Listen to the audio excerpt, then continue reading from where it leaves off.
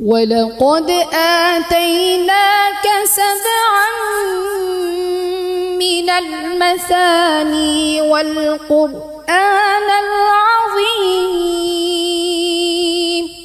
আমার যখন 6 বছর তখন হচ্ছে আমি কিরাত প্রতিযোগিতা করি বাইতুল মোকাররমে ইসলামিক ফাউন্ডেশনের মাধ্যমে। সেখানে আমি তখন 99 জন স্টুডেন্ট ছিল, পরীক্ষার্থী, ছেলে এবং মেয়ে। আচ্ছা, উভয়? হ্যাঁ, উভয়, ছেলে এবং মেয়ে। সেখানে 99 জনের ভিতর থেকে আমি 1 নাম্বার হই। তো মাশাআল্লাহ, তারপরে আপনি আরো অন্যান্য দেশে গিয়েছেন, দুবাইতে গিয়েছেন, যেটা আমরা জানি যতটুকু। দুবাইয়ের গল্পটা যদি একটু শেয়ার করেন। মানে 2 রাকাত নামাজের ভিতরে আপনি 10 পারা তেলাওয়াত করেছেন। আমার একজন উস্তাদকে শুনিয়েছি, প্রতিদিন এক খতম করে হলেও শুনিয়েছি। তখন তো কোভিড ছিল, আপনি কিভাবে কম্পিটিশন করেছেন? আমি জানতে চাচ্ছি যেটা হচ্ছে যে একজন ছেলে মানুষ একজন মেয়ে মানুষের পড়া শুনেছে, এটার ভিতরে যে আপনাদের মাঝখানে কি কোনো দেওয়াল ছিল কিনা? আসসালামু আলাইকুম সম্মানিত প্রিয় শ্রোতা বন্ধু, যারা দেখছেন রাবি মিডিয়ার পর্দায় প্রতিবারের ন্যায় আমি আছি আপনাদের সাথে জিহাদুল ইসলাম। আজকে আমি আবারও সফলতার গল্প নিয়ে চলে এসেছি। আজকে আমাদের অতিথি হচ্ছেন আমাদের আয়েশা আপু। আমরা আজকে আয়েশা আপুর কাছে তার সফলতার গল্প শুনবো। তার সফলতার গল্পটা কি তার আগে আমি একটু ইন্ট্রো দিয়ে নিই। যিনি হচ্ছেন বিভিন্ন দেশে বাংলাদেশের লাল সবুজের পতাকাকে উত্তীর্ণ করেছেন, কোরআনের আলোয় আলোকিত করেছে। আমরা সর্বপ্রথম চলে যাব আয়েশা আপুর কাছে। কেমন আছেন আয়েশা আপু? জি আলহামদুলিল্লাহ, ভালো আছি। আমরা একদম শুরু থেকে জানবো, আপনার জীবনের গল্পের একদম শুরু থেকে। আপনি কোথা থেকে হ্যাফজ শুরু করেন, তারপর কিভাবে আপনি আন্তর্জাতিক কম্পিটিশনগুলো করেন, কিভাবে উত্তীর্ণ হয়েছেন, আমরা একদম শুরু থেকে জানবো। আমরা শুরুতেই জানতে চাচ্ছি আপনি কোথা থেকে শুরু করেছেন আপনার এই লাইফের যাত্রা। প্রথমত হচ্ছে আমি আমার আম্মুর কাছে হাফেজা হয়েছি, আমরা 4 বোন। এবং এরপরে শায়েখ নেসার আহমদ আন নাসিরি সাহেব, যে হচ্ছে মার্কাজুত তাহফিজ ইন্টারন্যাশনাল মাদ্রাসার প্রতিষ্ঠাতা, হ্যাঁ, ওনার কাছে আমরা 4 বোনই ওখানে পড়েছি। এবং সেখানে আমরা 3 বছর পড়ি। আপনার বোনদের ভিতরে আপনি কত নাম্বার? আমি 3 নাম্বার। আচ্ছা আচ্ছা। আমরা 4 বোনই এখানে পড়ালেখা করি এবং সে আমাদের পিছনে অনেক শ্রম দিয়েছেন আলহামদুলিল্লাহ। এবং আমাদের পিছনে যে ওস্তাদগুলো ছিল, ওস্তাদগণ গুরুজন যারা ছিলেন, সবাই খুব ভালো এবং পরিশ্রম করেছেন আমাদের পিছনে, যেই কারণে আজকে আমরা এই পর্যায়ে আসতে পেরেছি। জি আলহামদুলিল্লাহ। তো সেখান থেকে আসলে ছোট থেকে প্রতিযোগিতা করতাম।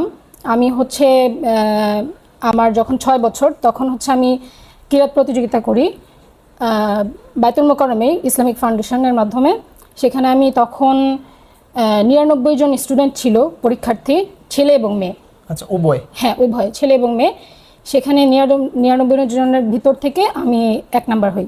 এটা কত সালে ছিল? এটা আসলে আমার তখন 6 বছর ছিল আসলে, সেটা আমার মনে নাই। মনে ছিল না? সেটা সালটা আসলে আমার এখন এক্স্যাক্টলি মনে নাই। বয়সে কি হেফজ শেষ করে ফেলেছিলেন? আমার 10 বছর বয়সে শেষ হয়েছে।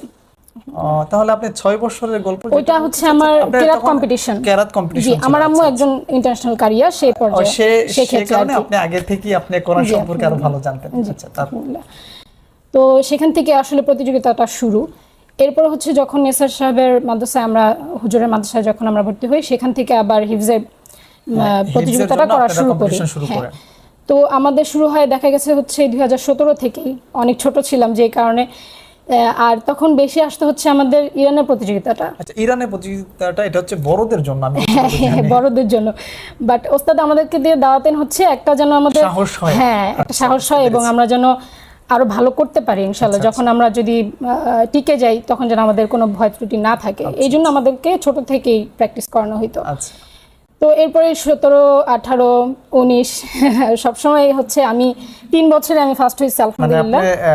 3 বছর ফার্স্ট হয়েছেন, এটার মানে একটু বিশ্লেষণ করেন। 17 তে হচ্ছে আমি ফার্স্ট হয়েছিলাম বাইতুল মোকাররমে। মানে আপনি বোঝাতে চেয়েছেন যেটা হচ্ছে বাইতুল মোকাররমে অনুষ্ঠিত হয় আন্তর্জাতিক হিফজুল কোরআন প্রতিযোগিতার বাছাই পর্ব, সেই জায়গাতে আপনি 3 বার সিলেক্টেড হয়েছেন। হ্যাঁ, 17 এবং 18, 19। 17, 18, 19। আচ্ছা, তারপর? তো 17 এবং 18 এটা কোন দেশের জন্য ছিল? ইরানের জন্য ছিল। মানে ইরানের জন্য আপনি 3 বার টিকেছেন? হ্যাঁ, 3 বারই আলহামদুলিল্লাহ ফার্স্ট হয়েছে এখানে। 17 এবং 18 তে যখন আমি ফার্স্ট হই তখন তো আমার বয়স এবং পাসপোর্টের বয়স অনুযায়ী একদম সব গরমিল, তো হচ্ছে 2 বছরে আমি বাতিল পড়ে যাই। তো যে সেকেন্ড হয়েছিল এর পরপরই আমি যতটুকু জানি বাইতুল মোকাররমের এই কম্পিটিশনগুলো যাদের বয়স মিলে না বা বয়স হয় না তাদেরকে অংশগ্রহণই করতে দেয় না, কিন্তু আপনারা কিভাবে করলেন তখন? মানে আসলে হয়েছে কি, দেখা গেছে যে হচ্ছে আপনার অংশগ্রহণটা আর কি ওইভাবে হয়ে গেছে, ওইভাবে আর কি খেয়াল করেন, জমা দিয়ে দিয়েছি এইভাবে আর কি। তো তো 17-18 বছর 17-18 সাল দুইটা সালেই আমি হচ্ছে প্রথম হই, কিন্তু দুইটা সালে আমি যেতে পারি না। আচ্ছা, কিন্তু বয়সের আমার কারণে। স্পৃহা ছিল যে আমি কেন যেতে পারলাম না, বা তখন ওইটা আমি বুঝতাম না, যাই হোক ছোট ছিলাম। তো 18 সালেও তো যেতে পারি নাই, তখন ফার্স্ট হয়েছিলাম আলহামদুলিল্লাহ। 19 সালে ফার্স্ট হই। 19 সালে গিয়ে হচ্ছে আমার সবকিছু ঠিকঠাক করা হয়, এবং 19 সালে আমি ইরান প্রতিযোগিতার জন্য সিলেক্ট হই এবং ইরান গিয়েছি। আচ্ছা, তাহলে আপনি 19 সালে গিয়ে আপনার বয়সের সাথে সবকিছু মিলে গিয়েছে, তারপর গিয়েছিলেন। জি, আচ্ছা, তারপর ইরানে গিয়ে আপনার অবস্থান কি ছিল, বা ইরানের অভিজ্ঞতা আমাদেরকে একটু শেয়ার করে। ইরানের অভিজ্ঞতা আসলে আমার কি বলবো, আমি আসলে দেখা গেছে প্লেন জার্নিটা আমার জন্য খুবই কষ্টকর ছিল। কেন? মানুষ তো বিমানে ওঠার স্বপ্ন দেখে, যেমন আমিও এখনো স্বপ্ন দেখছি আমি কিভাবে বিমানে উঠবো বা কবে উঠবো।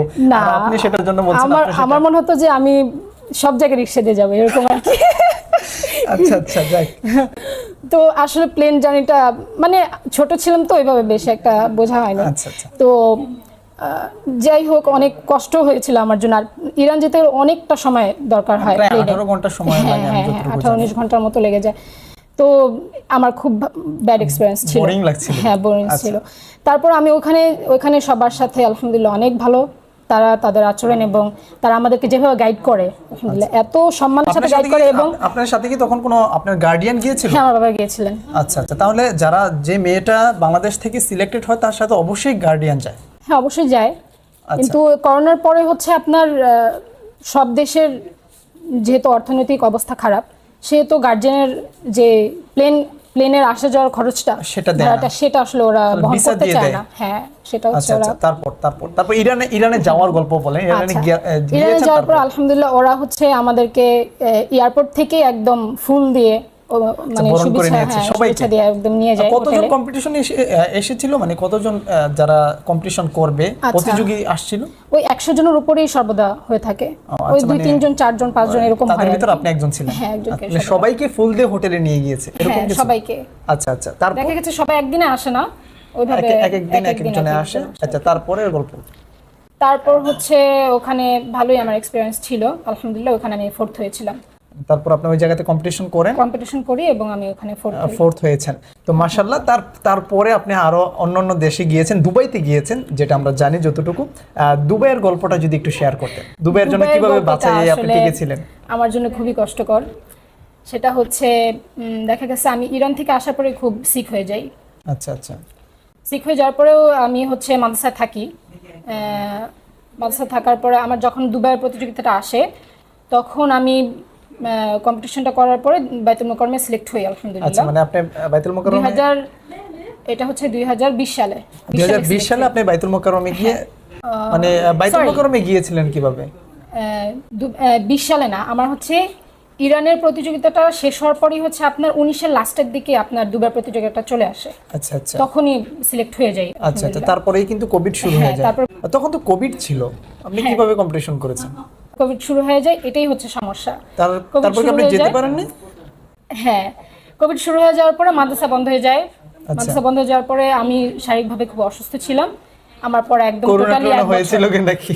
না, ওই জন্য না, আমার অন্য একটা অসুস্থতার জন্য আমি হচ্ছে 1 বছর থেকে 1.5 বছর একদম পড়ালেখা করতেই পারিনি, কোনো সময় আমি ছুতেই পারিনি বলতে গেলে। আচ্ছা, তারপর এক পর্যায়ে আমরা দুবাই যখন যোগাযোগ করি, তখন ওরা এক পর্যায়ে বলে যে হচ্ছে এইবার আর প্রতিযোগিতা হবে না কোভিডের জন্য। মানে আমি যে বাইতুল মোকাররম থেকে সিলেক্ট হলাম, তার মানে এখন এই সিলেক্ট হওয়াটা একদম ক্যান্সেল। আচ্ছা, তাহলে ক্যান্সেল করে পরের বছরে হচ্ছে আমি যদি আবার বাইতুল মোকাররম প্রতিযোগিতাটা দেই, তখন যদি আবার সিলেক্ট হই, তখন হচ্ছে আমাকে নেবে। তাহলে আপনি 19 সালে যেটা টিকেছেন সেটা বাদ। ওদের ভাষ্যমতে এটা। আচ্ছা আচ্ছা। তো এদিকে তো খুব খারাপ অবস্থা যাচ্ছে, আমি খুবই অসুস্থ। নিজের কাছে খুব খারাপ লাগতেছে। খুবই অসুস্থ, 1.5 বছর টানা আমি কোনো কিছু ধরতে পারিনি।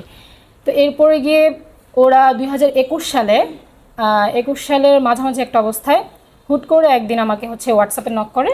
মানে বাইতুল মোকাররম থেকে নাকি দুবাই থেকে? দুবাই থেকে। তাহলে ওনারা জানলো কিভাবে যে আপনি বাইতুল মোকাররম থেকে সিলেক্ট হয়েছেন?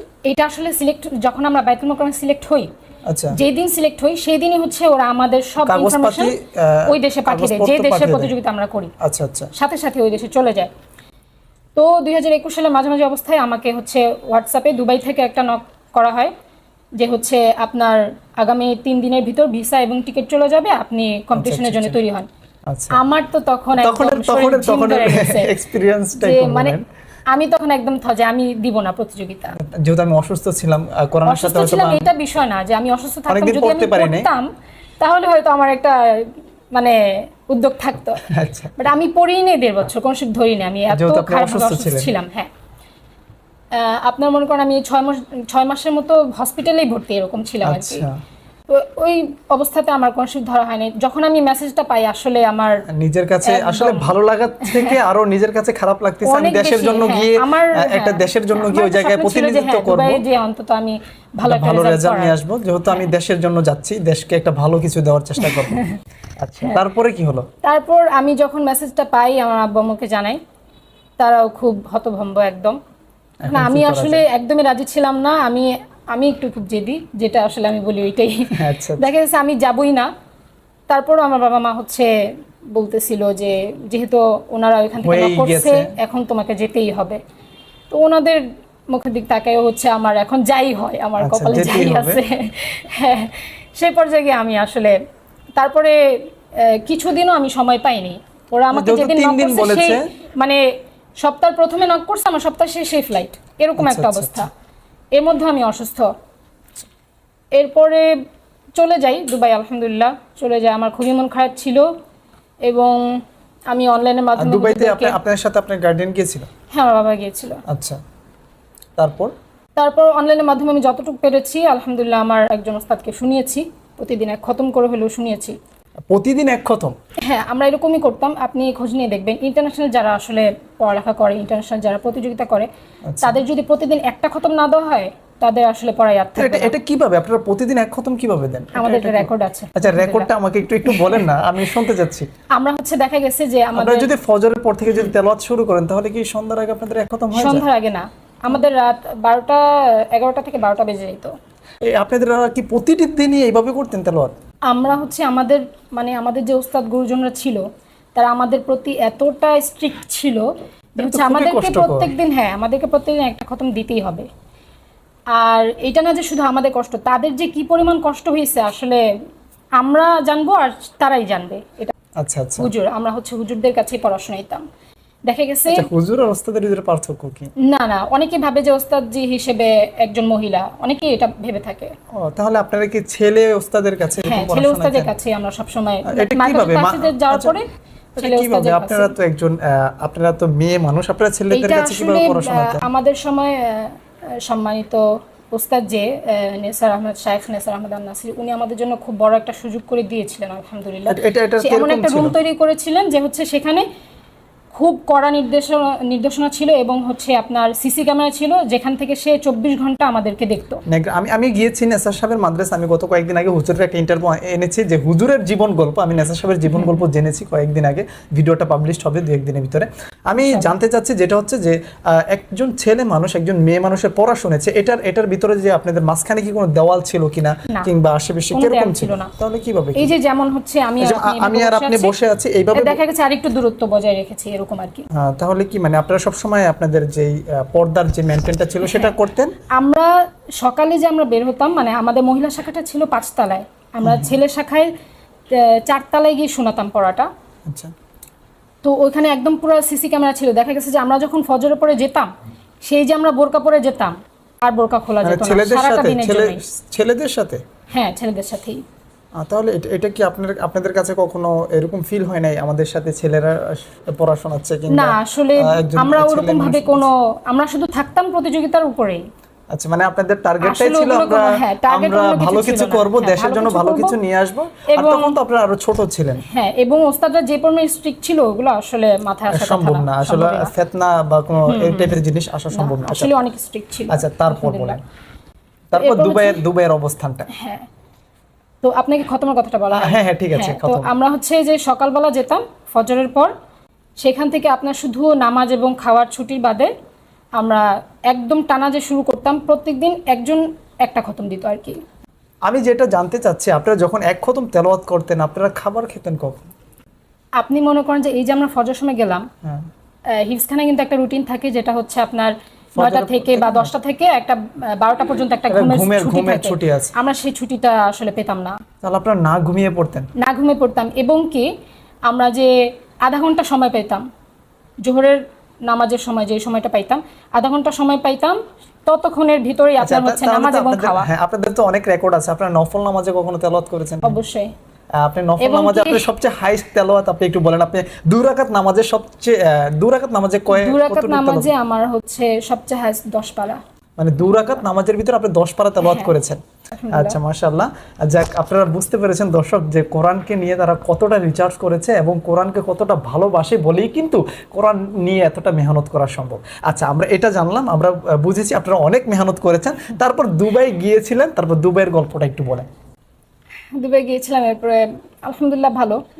তো আমার আসলে আমি আসলে যে পর্যায়ে গিয়েছিলাম আমি ভাবতে পারিনি যে আমি যে সওয়ালগুলো যে আমাকে ধরা হলো আচ্ছা সেই স্টেজে, আমি আসলে ভাবতেই পারিনি যে আমি যে পড়তে পারবো। আলহামদুলিল্লাহ আমি যতটুকুই পড়তে পেরেছি এটাই অনেক শুকরিয়া, আলহামদুলিল্লাহ। আমার মনে হয় সম্ভবত আমিও আপনার পড়াটা শুনেছি, কিংবা এখন হয়তো বা খেয়াল নেই। ইউটিউবে আছে হ্যাঁ, অবশ্যই ইউটিউবে আছে। তেলাওয়াতটা। তারপর আপনার অবস্থানটা কত হয়েছিল? আমার অবস্থানটা হচ্ছে 11 নম্বর। না, আপনি অসুস্থ শরীর নিয়ে গিয়েছেন। কতজন কম্পিটিশন করেছে ওই জায়গায়? 105 জন। মানে 105 জনের ভিতরে তারপর আপনি 11 স্থান অর্জন করেছেন, 11তম। সময়ত প্রিয় দর্শক, আপনারা দেখছিলেন আমাদের অনুষ্ঠান জুড়ে। আপনি বুঝতে পেরেছেন দুবাইতে যিনি দীর্ঘ 1.5 বছর অসুস্থ ছিল, তারপরে দুবাইতে গিয়ে একটা কম্পিটিশন করেছে, কোরআন দিয়ে 11তম স্থান অর্জন করেছে। এটা যে দেশের জন্য কতটা পাওয়া, যেটা আপনারা এশিয়া কাপ দেখলেই বুঝতে পারবেন। 4-5টা দেশের সাথে কম্পিটিশন না করে তারা দেশের পতাকাকে মানে নিচু করে চলে আসে। আসলে এটার সাথে এটা কখনো তুলনায় দেওয়াটাই আমাদের মনে হয় না যে ঠিক হবে। আচ্ছা আপু, আমি সর্বপ্রথম আপনার কাছে আরেকটু জানতে চাচ্ছি, তারপরে আপনি যখন দুবাই থেকে এসেছেন, তারপর কি কখনো কোনো কম্পিটিশন করা হয়েছে? দুবাই থেকে আসার পর আমি আসলে আর কোনো কম্পিটিশন করিনি, কারণ হচ্ছে আমি আপনাকে বলেছিলাম যে আমি অসুস্থ, এখনো আমি কিছুটা অসুস্থ। তাহলে আপনি দীর্ঘদিন আর যাবত হচ্ছে আপনি আমি অসুস্থ। আপনাকে বলি যে যেমন হচ্ছে প্রতিযোগিতার ক্ষেত্রে আমাদের কিন্তু ঘুমানোই যায় না। এমন হয়েছে যে আপনার রাত্রে 1টার সময় খতম শেষ করছি, 1টা থেকে 2:30 পর্যন্ত একটু ঘুমাইছি, উঠে গিয়ে আবার পড়া। তারপরে তো সোয়ালের প্যারা তো হ্যাঁ আছে। হ্যাঁ, তারপর সেটা তো আছে। উঠে গিয়ে হচ্ছে আপনার দেখা অবশ্যই, গেছে সারাদিনে 1.5 ঘন্টা, 1 থেকে 1.5 ঘন্টা ঘুম আমাদেরও হয়েছে। এরকম ছিল। আমরা দেখেছি যে আমাদেরকে বেশিরভাগ, আপনাদের হয়তোবা তেলোয়ারটা বেশি হয়েছে, আমাদের তেলোয়ার থেকে বেশি ছোয়ালটাই বেশি ধরা হতো। বলতো যে ছোয়াল পড়লে অভিজ্ঞতা বাড়ে, তারপর গেলে হচ্ছে আপনার এই ছোয়ালটা যদি তোমার আবার আসলো তাহলে এরকম হয়ে যায়। তো আমরা শুনছিলাম আমাদের আয়েশা আপুর গল্প, আপনারা শুনেছেন। তো যে আয়েশা আপু এই কোরআনের আলোয় আলোকিত করেছে আমাদের দেশকে এবং রিপ্রেজেন্ট করেছে আমাদের দেশকে বিভিন্ন রাষ্ট্রে, তাহলে সে আয়েশা আপুর কণ্ঠে কি আমরা তেলাওয়াত শুনতে পারি না? অবশ্যই আমরা এখন আয়েশা আপুর কণ্ঠে, সেই সুমধুর কণ্ঠে আমরা এখন একটু তেলাওয়াত শুনবো। আমাদেরকে একটু তেলাওয়াত করে শোনান। বিসমিল্লাহির রহমানির রহিম। وما خلقنا السماوات والأرض وما بينهما إلا بالحق وإن الساعة لآتية فاصفح الصفح الجميل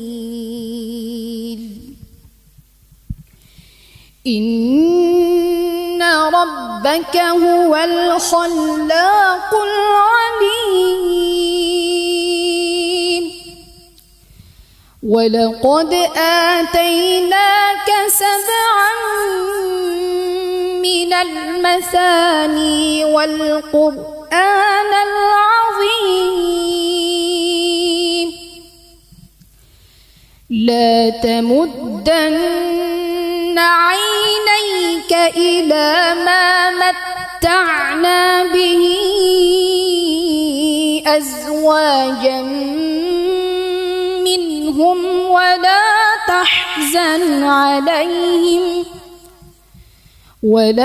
تحزن عليهم واخفض جناحك للمؤمنين وقل إني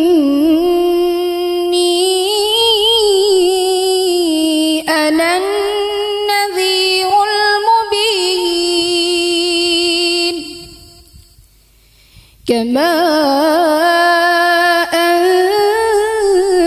أنزلنا على المقتسمين الذين جعلوا القرآن عضين فوربك ربك لنسألنهم أجمعين عما كانوا يعملون فاصدع بما تؤمر وأعرض عن المشركين إنا كفيناك المستهزئين الذين يجعلون مع الله إلها آخر فسوف يعلمون ولقد نعلم أنك يضيق صدرك بما يقولون فسبح بحمد ربك وكن من الساجدين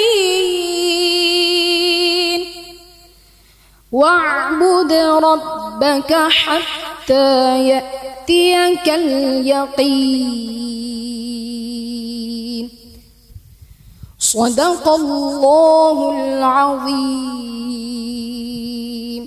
মাশাআল্লাহ মাশাআল্লাহ, আমরা চমৎকার তেলাওয়াত শুনছিলাম আপনার আসলে আপনার কণ্ঠে দেশবাসী মুগ্ধ হয়ে গিয়েছে, এত সুমধুর কণ্ঠে আপনি তেলাওয়াত করেছেন।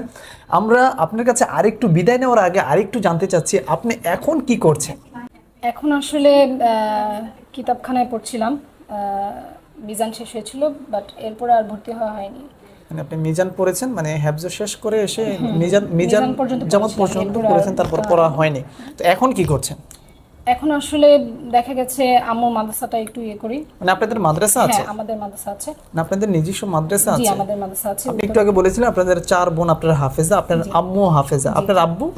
আমার আব্বু একজন ইঞ্জিনিয়ার। আচ্ছা, ইঞ্জিনিয়ার। তো আপনাদের মাদ্রাসা আছে, মাদ্রাসার পরিচয় কি দেওয়া যাবে? যদি কেউ চায় আপনাদের সাথে কন্টাক্ট করবে কিংবা আপনাদের কাছে তাদের ছেলে তো না, মেয়েকে দিবে, পড়াবে, ভালো একজন হাফেজা হবে, যেহেতু আপনারা একজন আন্তর্জাতিক মানের হাফেজা, তাহলে এটার কি কোনো অ্যাড্রেস দেওয়া যায় কিনা, আপনাদের নাম কিংবা মাদ্রাসার নাম? আমাদের মাদ্রাসার অ্যাড্রেস হচ্ছে উত্তরা সেক্টর 6, গোয়ালটেক জামে মসজিদ রোড, জান্নাতুল বাকি মহিলা মাদ্রাসা।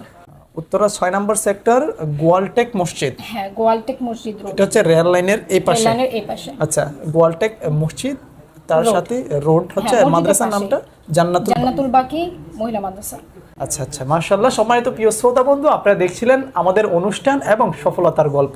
আপনাদের সাথে শেয়ার করেছে আমাদের আয়েশা আপুর জীবন গল্প, কিভাবে কোরআন দিয়ে তার জীবনকে তিনি আলোকিত করেছেন। আপনারা যদি আপনার সন্তানকে, আপনার মেয়েকে যদি এভাবে কোরআন দিয়ে আলোকিত করতে চান, তাহলে কিন্তু আপনারা দিতে পারেন আয়েশা আপুর প্রতিষ্ঠানে। তাহলে আপনারা যোগাযোগ করতে পারেন, আমাদের কমেন্ট বক্সে অবশ্যই মাদ্রাসার ঠিকানা দেওয়া থাকবে, কিংবা আমাদের সাথে কন্ট্যাক্ট করতে পারেন। আর আজকের অনুষ্ঠানটি কেমন লেগেছে সেটাও কমেন্ট বক্সে জানাবেন। যদি ভালো লেগে থাকে তাহলে লাইক, কমেন্ট, শেয়ার করতে ভুলবেন না। আসসালামু আলাইকুম।